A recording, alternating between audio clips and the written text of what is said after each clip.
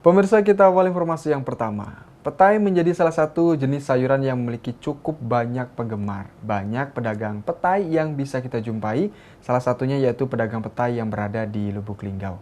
Tepatnya di Simpang 4 Lapter, Kota Lubuk Linggau. Petai dibanderol dengan harga Rp5.000 hingga Rp25.000 per ikatnya. Petai menjadi salah satu jenis sayuran yang memiliki cukup banyak penggemar. Meski punya efek samping menimbulkan bau mulut yang tidak sedap, namun beberapa orang menjadikan petai sebagai makanan favorit. Salah satu pedagang petai yang berada di Kota Lubuk Linggau, tepatnya di Simpang 4 Lapter, Kota Lubuk Linggau, petai di sini dijual mulai dengan harga Rp5.000 per bungkusnya hingga Rp20.000 sampai Rp25.000 per satu ikatnya. Pedagang petai Pak Wen menyampaikan, di saat sedang ramai pembeli dalam sehari itu bisa menghabiskan 50 ikat petai.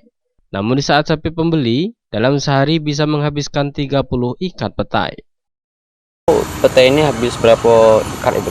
Jadi tidak tentu, tergantung pemasaran. Kalau lagi rame nyampe 50 ikat. Kalau lagi rame nyampe 50 Pak? 50 ya habis itu. Kalau lagi Ya, standarnya 30, 40 lah ya. Standarnya Pak ya?